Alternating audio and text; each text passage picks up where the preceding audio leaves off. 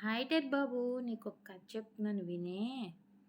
ఒక ఊర్లో ఇద్దరు రైతులు ఉన్నారు. ఎవరెవరు? ఇద్దరు ఫార్మర్స్.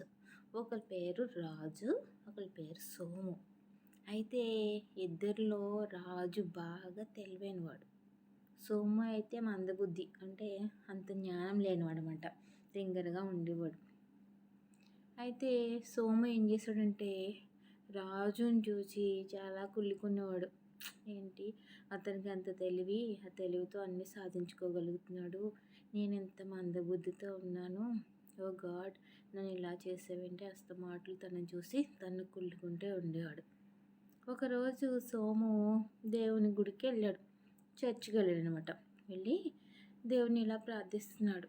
ఏమనంటే, ఓ గాడ్ ఎందుకయ్యా నన్ను ఇలా మందబుద్ధిగా పుట్టించావు, ఆ రాజు చూడు ఎంత తెలివైన వాడో, నువ్వేం చేస్తావో తెలీదు, నెక్స్ట్ ఇయర్ అంటే నెక్స్ట్ జన్మలోనైనా ఈ నన్ను మట్టికి చాలా తెలివైన వాళ్ళ పుట్టించు, అదిగో ఆ రాజు మట్టికి బాగా తెలివి తక్కువ వాళ్ళ పుట్టించు అని దేవుని కోరుకున్నాడు అనమాట.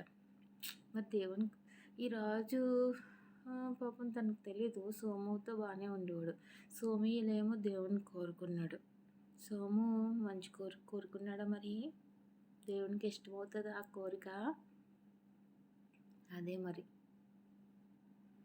అప్పుడు సోము ప్రార్థన గాడ్ ఆలకించాడు, కానీ గాడుకు కూడా అనిపించింది అప్పుడు ఇది రైట్ కోరిక కాదు కదా అనిపించింది. యాక్చువల్గా సోమి ఏమని కోరుకోవాలి?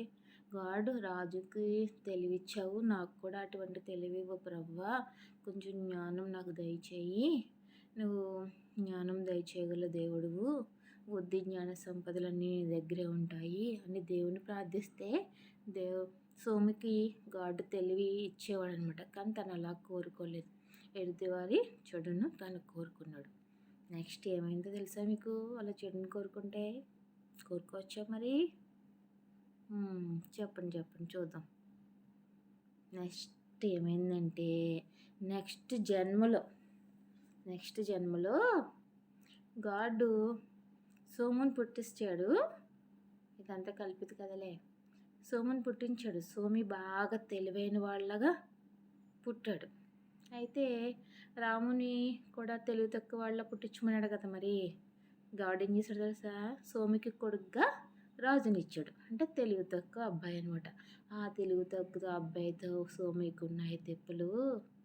అందుకే మన కోరిక ఎలా ఉంటుందో మనం గమనించుకోవాలి. మరి ఆలోచిస్తున్నారా అందరూ?